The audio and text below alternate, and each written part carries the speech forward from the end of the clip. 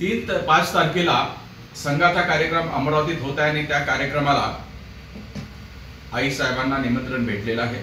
नाही, आई साहेबांनी ते निमंत्रण स्वीकारलेही आहे. याच्यापूर्वी म्हणजे हा जो कार्यक्रम आहे अमरावतीचा, हा विजयादशमीच्या नंतर संघाचा मुख्य कार्यक्रम नागपूरला आहे, त्याच्यानंतर 3 दिवसांनी आहे.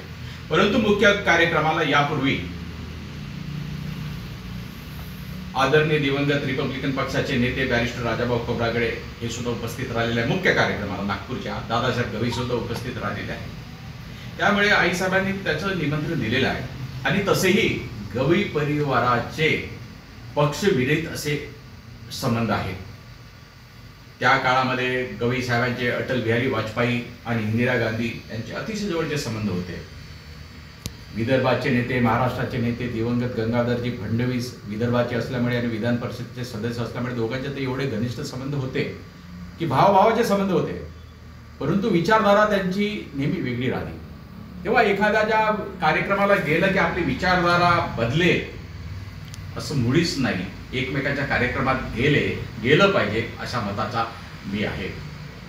मी काही गोष्टी सांगू इच्छितो की दादासाहेबांबद्दल बरंचसं काही सोशल मीडियावरती उलटं लिहिलं गेलं की बाबा त्यांचे सगळ्यांचे संबंध असल्यामुळे त्यांना विधान परिषदेचे सदस्य, सभापती बरेच पदं मिळाले. मी आज एकच सांगू इच्छितो की गवई साहेबांना इंदिरा गांधींनी त्या काळामध्ये काँग्रेस पक्षामध्ये जर प्रवेश केला तर मुख्यमंत्री पद देऊ अशा प्रकारचं कबूल केलं. मला स्वतः सोनिया गांधींनी 2009 आणि 2014 आणि आता 2019 ची निवडणूक 2009 आणि 14 मध्ये सोनिया गांधींनी आणि 2019 मध्ये मल्लिकार्जुन खरगे यांनी ऑफर दिली होती की तुम्ही जर पंजा निशाणीवरती उभे राहिला तर आम्ही तुम्हाला लोकसभेची तिकीट देऊ. गवई परिवार हा सत्ताच्या मागे कधी नाही. सत्ता जर त्यांना पाहिजे असती तर याच्यापेक्षा मोठे मोठे पदं दादासाहेब गवईंना मिळू शकले असते, मलाही मिळू शकले असते. मी स्वतः MBBS पोस्ट ग्रॅज्युएट डर्मॅटॉलॉजी आहे. 28व्या वर्षी मी सोमय्या मेडिकल कॉलेजमध्ये टीचरचं काम करत होतो. आज मी कुठपर्यंत पोहोचलो असतो, परंतु पक्षासाठी, या विचारासाठी आणि मी त्या पदाचा राजीनामा दिला आणि आजही आमची विचारधारा पक्का आहे. मैत्री राहीलच पण विचारधारा पक्का आहे. आज भूषणजी एका मोठ्या पदावरती पोहोचलेले आहेत.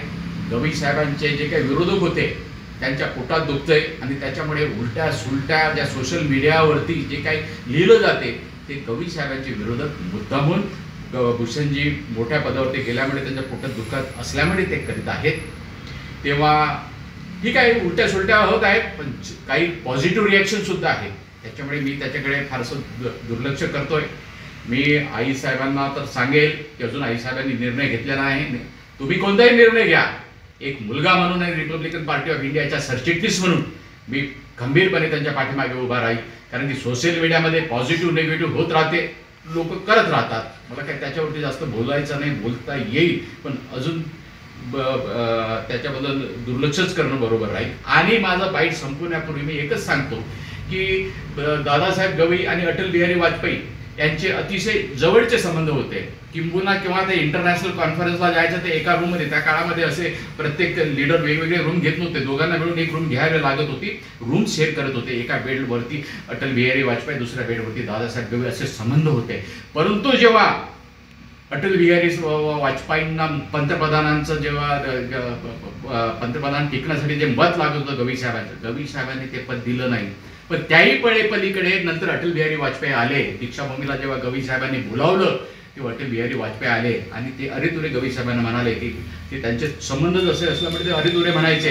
ते म्हणाले की गवई तूने मुझे वोट नहीं दिया, मेरा पंतप्रधान पद तब गया था, लेकिन ये दीक्षाभूमि की प्रगति के लिए तुमको जो भी फंड चाहिए वो फंड में देने के लिए कभी पीछे नहीं हटूंगा. अशा प्रकारचे लोक तिथे होते. आज कुठे लोक गेलेले आहेत.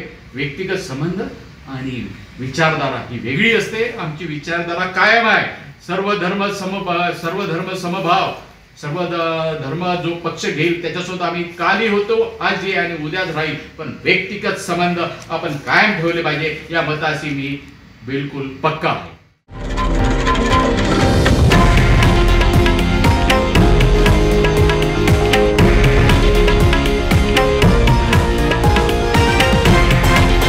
हे आहे देशातील नंबर 1 न्यूज नेटवर्क आणि आपण पाहत आहात TV9 मराठी, एकमेव.